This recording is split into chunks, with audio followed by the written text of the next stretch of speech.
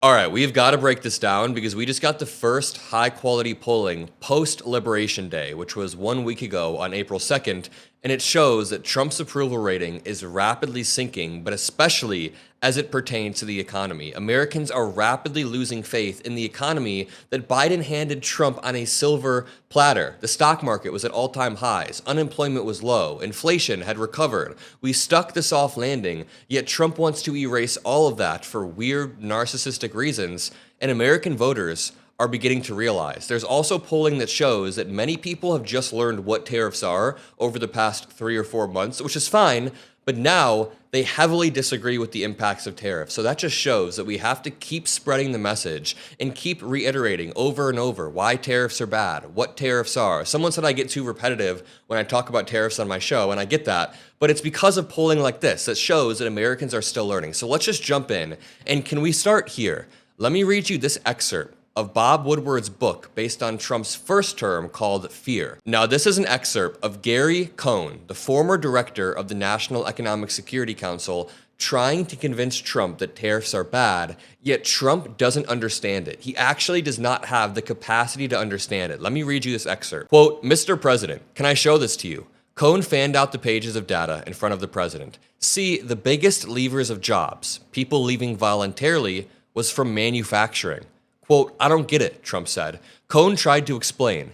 "I can sit in a nice office with air conditioning and a desk or a stand on my feet 8 hours a day. Which one would you do for the same pay?" Cohn added, "People don't want to stand in front of a 2,000-degree blast furnace. People don't want to go into coal mines and get black lung. For the same dollars or equal dollars, they're going to choose something else."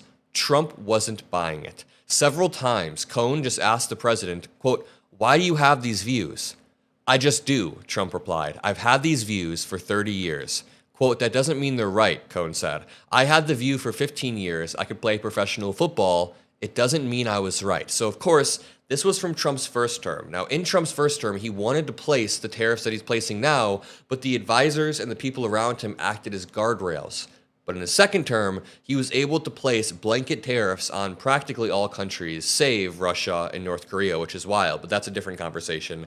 And he just doesn't have the ability to grasp that people don't want to work in manufacturing plants in the United States, especially when you can outsource it. The same thing with iPhones. We don't want to be building iPhones in the United States, especially when other countries are way better at doing it due to their supply chains, due to the resources they have. There's so many reasons why Taiwan makes chips in the US doesn't make as many chips as Taiwan. That's why we outsource things. It's called comparative advantage. But I mean, the wild part is Gary Cohn, this same guy, one time stole a letter from Trump's desk, and Trump was right about to sign it. This has wild story. It says, "Former chief economic advisor Gary Cohn removed this letter from President Trump's desk that, if the president had signed, would have ended the United States-Korea Free Trade Agreement." And this dude stole the letter off Trump's desk. That is a side story, but it seems like Gary Cohn, who obviously didn't last long, was sticking up to Trump and saying, "These tariffs are terrible ideas, man. Your approval rating is going to sink. The economy is going to tank." And it seems like he was kind of right. What do we see now? We see Trump's approval rating sinking. We see the economy speeding towards a recession and the stock market dropping. I mean, check out this chart. I thought this was funny. So the stock market has been rapidly falling. And the other day we saw like a midday spike and it went up a little bit. And all the Trump supporters on Twitter were now trying to dunk on libs, saying, "Hey, look it, you liberals, the stock market is recovering." So somebody made this meme. Every time the stock market crashes, they say, "Art of the deal, look at that." Then when it goes up a little bit, "You were wrong, you were panicking." And then "Art of the deal, why were you panicking?" And then "Art of the deal," and then it goes back up a little bit. "The panickings were wrong." Panicins, that's what Trump calls panicking people. That is literally what Trump supporters are doing. Every single time the stock market goes up a tiny bit, they begin to claim, "Look it, you guys were all wrong for panicking." But just to take a step back, most Americans are not involved in the nitty-gritty politics of tariffs. Actually, I think Trump's approval rating should be way, way lower, but of course, I'm a little bit biased, and I think it will continue to drop over the next 2 to 3 weeks as the tariffs really kick in. So let's break down this chart. In the wake of new tariffs, Trump's overall and economic approval ratings sink. And if I zoom in a bit, this says Since early February, Trump's overall approval rating is down a net 11 points. Again, down 11 points, while his economic rating is down even more, 14 points. Majorities of independents disapprove on both fronts. So let's start here. Do you approve or disapprove of the way Donald Trump is handling his job as president? And the way this is laid out is a little bit confusing, so let me explain. Here are the approval ratings on the right by date. So on February 3rd, he had a +2 approval rating. It was the honeymoon period. Now, on April 7th, he has a -9 overall approval rating. So we have seen an 11-point drop in the course of about 2 months. And again, the tariffs have not even fully kicked in. Many people aren't even fully aware of how the tariffs will affect them. So if we look at Democrats, Trump's approval rating, of course, has dropped from -72 to -84. Any sort of small honeymoon period there was, any sort of charitability Democrats were trying to give Trump is out the window. I don't know why they were, but independence, it went from -7 to -23. That's a pretty big dip for independents. Look at this. For Republicans, MAGA Republicans, it went from 98 to 88. It's still a cult. It is still totally a cult. But let's go to this one. Do you approve or disapprove of the way Donald Trump is handling the economy? And the numbers are laid out in the same way. So all the way on the right, you see, on February 3rd, 2 months ago, Trump was up +1 in his economic approval rating. But as the months have gone on, he is now -13 in his economic approval rating. You can see it dropped among Democrats. Of course, it dropped among Democrats, of course.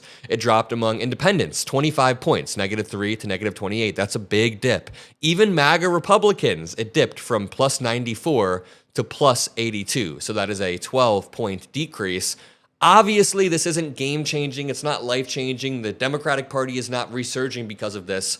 But I keep saying that this is an opening. This is a crack in the armor of MAGA, and we are beginning to see that. Ben Shapiro disagrees with Donald Trump, and Donald Trump disagrees with Elon Musk, who disagrees with Peter Navarro. We are seeing all of these cracks, and it's about something big. It's about the global economy. So here's the thing. Here's the scary part.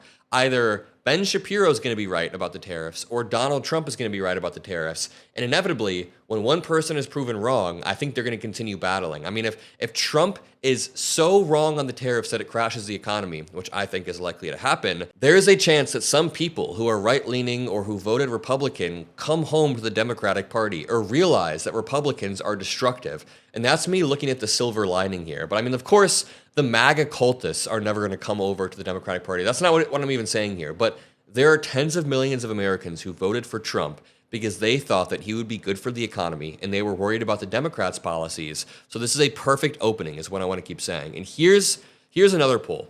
As Americans hear more, majorities oppose Trump's new tariffs. Roughly 3 in 4 Americans across party lines are hearing a lot or some about Trump's tariffs, as 52% of independents oppose his most recent tariffs. Here's the first question. How much have you seen, read, or heard about Trump's tariffs lately? And here's the interesting thing. In December, only 55% of Americans had heard about the tariffs, but now in April, 81% of Americans had heard about the tariffs. So like I said earlier, Americans are increasingly becoming aware of the tariffs and the effects of them. And I think as they become more aware, Trump's approval rating will be going down more and more. People are paying a lot more attention now. Let's go to the big question. It says, as you may know, President Trump recently announced the most extensive tariffs of his term, imposing tariffs of at least 10% across all countries, with rates up to 60% on some countries. Do you support or oppose these new Trump tariffs? Overall support is at -18. We have Democratic support at -83.